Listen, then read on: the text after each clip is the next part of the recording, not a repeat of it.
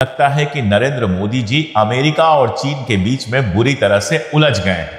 International politics पिछले कुछ time से जितना ज्यादा गुलाटियां मार रही है, जितना बदल रही है, जितने नए नए खेल हो रहे हैं, शायद नरेंद्र मोदी जी को समझ में नहीं आ रहा कि वो करें क्या, इधर जाएं या उधर जाएं। जी, मैं ये खबर आपको बताना चाहता हूं कि अगस्त सितंबर में प्रधानमंत्री मोदी जी के जापान और चीन जाने की खबरें आ रही हैं।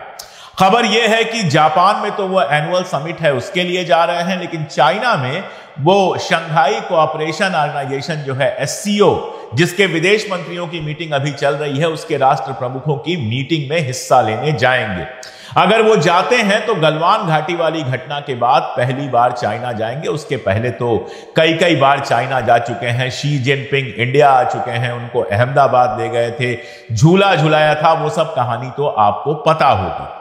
दरअसल लगता यह है कि चाइना और अमेरिका दोनों के बीच में अमेरिका को चुना नरेंद्र मोदी जी ने, और उनको लग रहा था कि अमेरिका के साथ हमारे रिश्ते अच्छे रहेंगे, अमेरिका अगर हमारे साथ रहेगा तो हमारे लिए कोई मुश्किल नहीं आएगी। लेकिन देखिए अमेरिका का क्या हाल है। ट्रंप 22 बार अब कह चुका है कि हिंदुस्तान पाकिस्तान के बीच में मैंने समझौता कराया, नहीं कराया होता तो एटॉमिक वार हो गया होता। तो वो बिल्कुल आपकी सुनने को तैयार नहीं है। टैरिफ पर वो लगातार धमकियां दे रहा है, और एक बयान उसका आया है कि भारत के साथ वो एक ऐसी ट्रेड डील पर काम कर रहा है जैसी इंडोनेशिया के साथ हुई है। अब इंडोनेशिया के साथ डील क्या हुई है कि अमेरिका 0% टैक्स देगा और इंडोनेशिया जो है वो 19% देगा। अगर इस तरह की ट्रेड डील होती है जिसमें डेयरी भी शामिल हो जाती है, जिसमें खेती भी शामिल हो जाती है, तो भारतीय किसानों का करोड़ों का नुकसान होगा। भारतीय किसानों का माल जो है वो रद्दी के भाव बिकेगा, क्योंकि भारत के अंदर अमेरिका के सस्ते जो प्रोडक्ट्स हैं, एग्रीकल्चरल प्रोडक्ट्स और डेयरी प्रोडक्ट्स हैं, वो पूरी तरह से भर जाएंगे। अभी क्या होता है, हम टैरिफ लगाते हैं, तो अगर 100 रुपए का सामान आता है तो हिंदुस्तान में 150-200 का बिकता है। वो तो हिंदुस्तान में जो प्रोडक्शन होता है वो लोग खरीदते हैं, वो सस्ता पड़ता है। अब अगर मान लीजिए कि वहां से इतना माल भर जाए कि हिंदुस्तान के अंदर जो प्रोडक्शन होता है, भारत का किसान जो प्रोड्यूस करता है, वो महंगा हो जाए और बाहर से आने वाला माल सस्ता हो, तो आप समझ सकते हैं कि हिंदुस्तान के किसान की क्या हालत होगी। अगर समझना चाहते हैं तो आप कपास के खेती को देखिएगा, जहां भारत का किसान ऐसी ही नीतियों के चलते बर्बाद हो गया। तो अमेरिका इस तरह से आर्म ट्विस्टिंग कर रहा है। आप सोचिए कि नाटो का जो चीफ है मार्क रूट, वो हमको धमकी दे रहा है कि रशिया के साथ अगर हमने रिश्ता रखा, रूस के साथ अगर हमने रिश्ता रखा, व्यापार जारी रखा, तो हम पर आर्थिक दंड लग सकते हैं, सेकेंडरी सैंक्शन लग सकते हैं। उसने भारत के साथ साथ चाइना और ब्राजील का नाम लिया।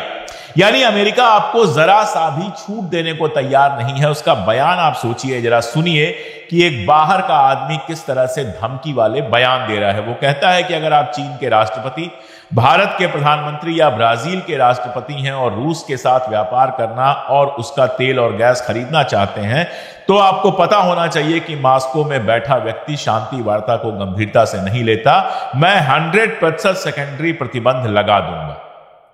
आप समझ रहे हैं इस बात को? एक नाटो का चीफ हमको धमकी दे रहा है कि अगर रशिया से तेल वगैरह खरीदना बंद नहीं किया तो हमारे ऊपर वो प्रतिबंध लगा देगा। ये देश की हालत बना दी गई है। ब्राजील के ऊपर जब प्रतिबंध की बात की, सैंक्शन की बात की डोनाल्ड ट्रंप ने, तो पलट के ब्राजील के राष्ट्रपति ने उतने ही कड़े शब्दों में कहा कि अगर तुम हमारे ऊपर सैंक्शन लगाओगे तो हम भी अमेरिकी माल के ऊपर सैंक्शन लगा देंगे और वो ब्राजील में बिकना मुश्किल कर देंगे। चाइना तो खैर कुछ समझ ही नहीं रहा है। वो कहते हैं हम 50% लगाएंगे, तो ये कहता है हम 70% लगाएंगे। लेकिन भारत की स्थिति ऐसी है कि इतने गंभीर बयान आ जाते हैं, धमकियां आ जाती हैं। ये बयान क्या है? ये तो सीधे सीधे धमकी है, लेकिन भारत कोई जवाब नहीं दे पाता। नरेंद्र मोदी बिल्कुल चुप हो जाते हैं। देश के अंदर तो बहुत बोलते हैं। मनमोहन सिंह जी को मौनी बाबा कहा जाता था, मौन मोहन सिंह कहा जाता था कि वो बोलते नहीं। और यहां हालत यह है कि अमेरिका के राष्ट्रपति से लेकर नाटो के चीफ तक हमको धमकी देते चले जाते हैं और हम खामोश बैठे हैं। 22 बार ट्रंप कह चुका है कि मैंने भारत और पाकिस्तान के बीच समझौता कराया, और नरेंद्र मोदी एक बार भी सामने आकर यह नहीं कह पाते कि झूठ बोलना बंद करो। गोदी मीडिया ने एक बार कोशिश की कि मोदी जी की फोन पे बात हुई, उन्होंने ये कहा, वो कहा, ऐसे कहा, वैसे कहा, और उसके 24 घंटे के अंदर अंदर ट्रंप का फिर बयान आ गया। हम कैसे मान लें कि गोदी मीडिया सच बोल रहा है? हम कैसे मान लें कि मोदी जी के फोन पर हुई बातचीत की जो सूचना हमको दी गई थी वो सच थी? अगर सच थी तो मोदी जी के कहने के बावजूद दसियों बार, उसके बाद दसियों बार कैसे यही बात दोहरा चुका है ट्रंप? दरअसल ट्रंप भारत को कोई महत्व नहीं दे रहा है। इस बात को आप कायदे से समझ लीजिए। वो तो मोदी जी के ऊपर भी आरोप लगा चुका है कि इतने पैसे हमने उनको दिए। वो भारत को जरा सा भी छूट देने को तैयार नहीं हो रहा है। दुनिया दो भागों में बंट रही है। एक तरफ अमेरिका है, यूरोप है, ऑस्ट्रेलिया है और इस तरह के मुल्क हैं, इजराइल है, जिनका एक गैंग बन रहा है। दूसरी तरफ चाहे वो SCO हो, चाहे ब्रिक्स हो, China, Russia, Brazil, South Africa, Iran, इन सारे देशों का अपना एक कॉम्बिनेशन बन रहा है। भारत है तो इस कॉम्बिनेशन में भी और उस कॉम्बिनेशन में भी, लेकिन दो नाव पर चलने की कोशिश, दो नाव पर पैर रख के चलने की कोशिश ऐसी हो रही है कि ना हम डूब रहे हैं ना हम उतरा रहे हैं। आप क्वाड के भी मेंबर हैं, आप अमेरिका जाते हैं क्वाड की मीटिंग में, जहां जापान है, ऑस्ट्रेलिया है, अमेरिका है और आप हैं, लेकिन क्वाड की मीटिंग में भी पाकिस्तान के खिलाफ कोई प्रस्ताव पास नहीं करवा पाते हैं। आप SCO में भी हैं। SCO की मीटिंग जो होती है जिसमें राजनाथ सिंह होते हैं, उसमें आप कश्मीर का नाम भी नहीं ला पाते हैं। उसके बाद विदेश मंत्रियों की मीटिंग होती है, आप जाते हैं फिर से SCO में, जयशंकर जाते हैं जो पहली बार चाइना गए हैं विदेश मंत्री बनने के बाद, क्योंकि गलवान घाटी के बाद ये आने जाने का जो मामला है ये थोड़ा कम हो गया था, बल्कि खत्म हो गया था। वहां जाकर एक शी जिनपिंग के साथ तस्वीर आती है हमारे विदेश मंत्री आदरणीय जयशंकर जी की, और उस तस्वीर के साथ कैप्शन यह आता है कि जयशंकर जी ने, विदेश मंत्री महोदय ने, भारत चीन के रिश्तों पर शी जिनपिंग को अपडेट किया। यह सुन के वही याद आता है जब रशिया में पुतिन के सामने बैठकर हमारे NSA अजित डोभाल जी जो हैं वो अपडेट कर रहे थे। राहुल गांधी ने इस पर सवाल पूछा है और सही सवाल पूछा है कि क्या चाइना के विदेश मंत्री भी भारत आकर भारत के प्रधानमंत्री को इस तरह से चाइना भारत के रिश्ते पर अपडेट करेंगे?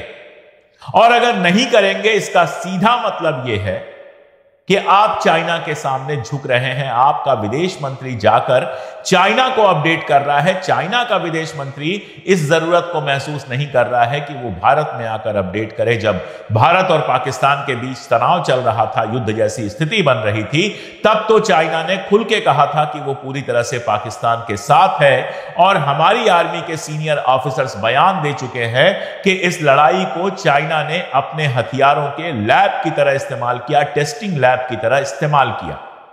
यानी वो बांग्लादेश के साथ भी खड़ा है जहां भारत विरोधी भावनाएं हैं, पाकिस्तान के साथ खड़ा है जो जाहिर तौर पर भारत विरोधी है, अभी युद्ध होते होते बचा है, और उसके बावजूद हमारे विदेश मंत्री जाते हैं और भारत चीन संबंधों पर अपडेट करते हैं। सीधा सा मामला है कि चीन के साथ अपनी तरफ से रिश्ते सुधारने की कोशिश की जा रही है, और शायद इसीलिए भारत के प्रधानमंत्री चाइना जाने का प्लान बना रहे हैं। अब जाते हैं कि नहीं जाते हैं, ये देखने वाली बात हो।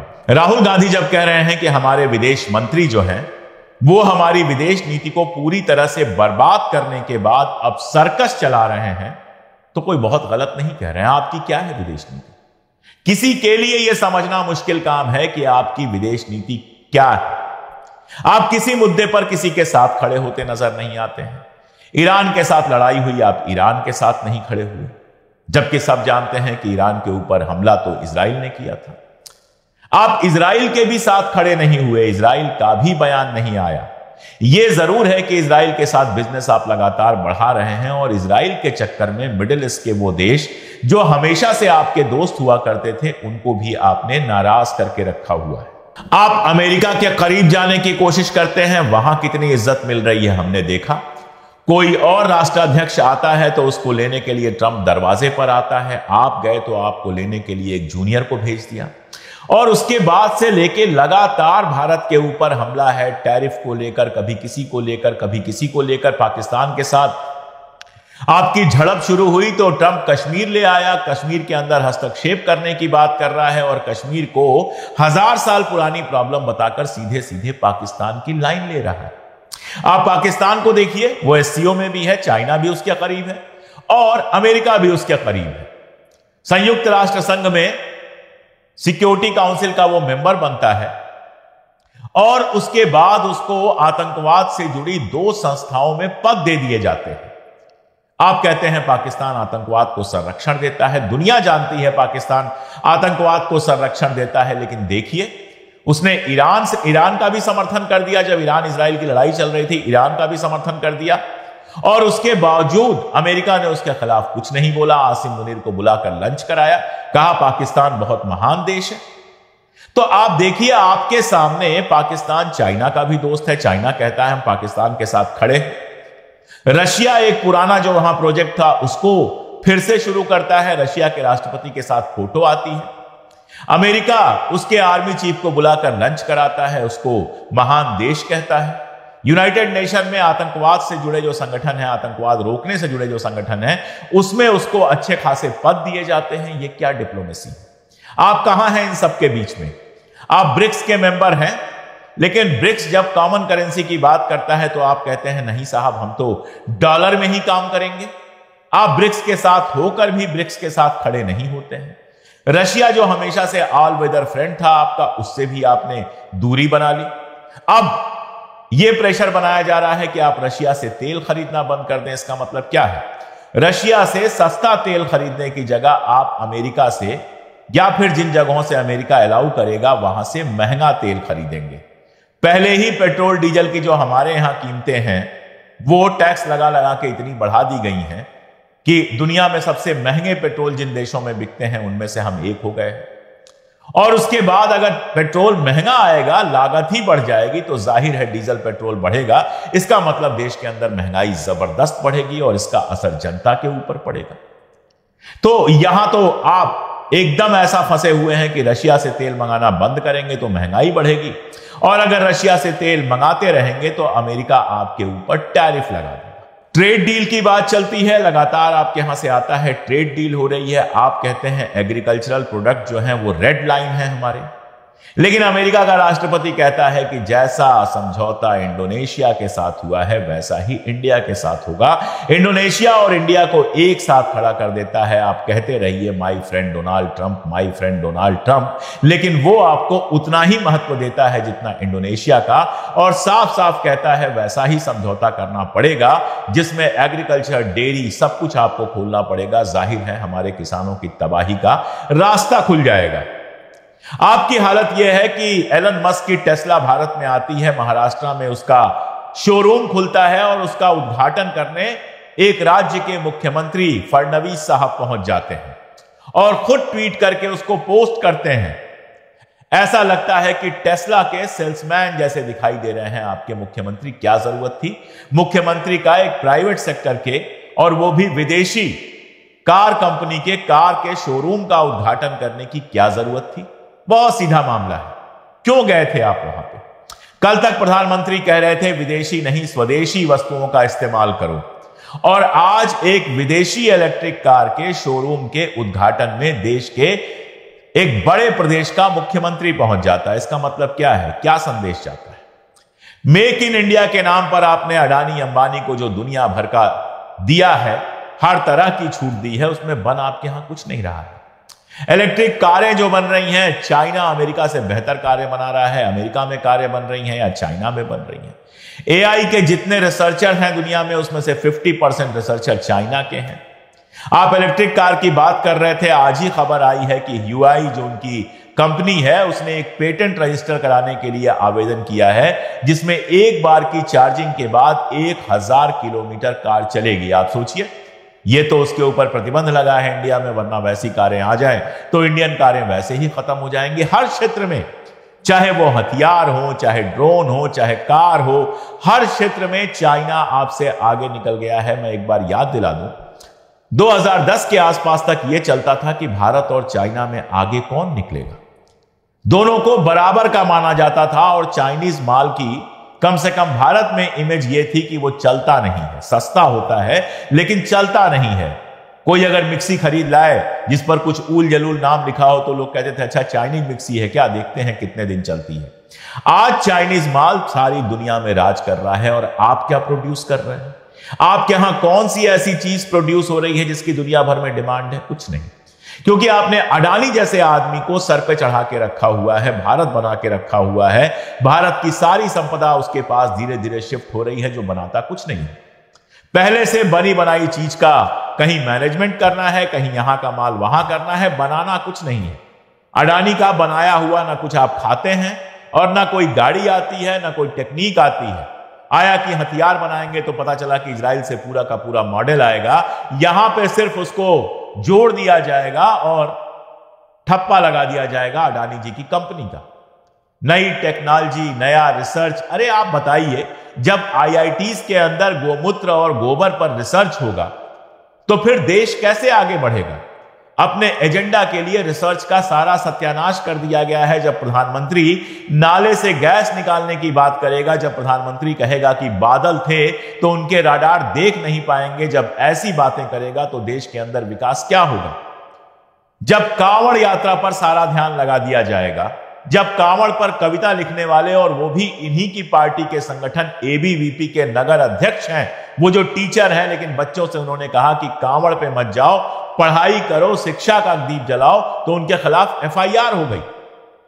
जब देश की यह हालत होगी कि हिंदू मुसलमान में ही सब कुछ हल हो जाएगा, जब देश की यह हालत होगी कि टेक्नोलॉजी पर, ज्ञान पर, विज्ञान पर कोई काम ही नहीं होगा, जहां पर बड़े बड़े रिसर्च करने चाहिए वहां पर एम्स का डॉक्टर या आईआईटी का कोई बड़ा इंजीनियर आके या प्रोफेसर आके कह देगा कि मैं बीमार था, मैंने गोमूत्र पिया तो मैं ठीक हो गया, और इस तरह की चीजें वायरल की जाएंगी, तो उस देश में क्या टेक्नोलॉजिकल विकास होगा और उस देश की दुनिया भर में क्या इमेज बनेगी? और यही वजह है कि आज हालत यह है कि 2010 में जिस चीन के हम आसपास या बराबर माने जाते थे, वो चीन हमसे बहुत बहुत आगे निकल गया है। आज कोई यह सवाल भी नहीं करता कि भारत आगे है कि चीन।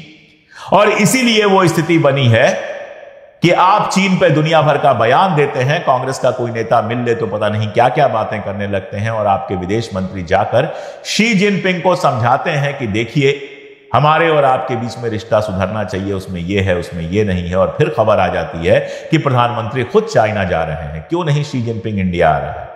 अगर शी जिनपिंग की गरज है तो क्यों नहीं वो इंडिया आ रहा है बात करने? साफ लग रहा है कि आपकी गरज है, आप इधर और उधर में उलझ गए हैं, आपके कुछ समझ में नहीं आ रहा है क्या करें, तो कभी वहां जाकर चिपकते हैं, कभी यहां जाकर चिपकते हैं, लेकिन सारी दुनिया में कोई भी देश आपके साथ खड़े होने को तैयार नहीं होता है।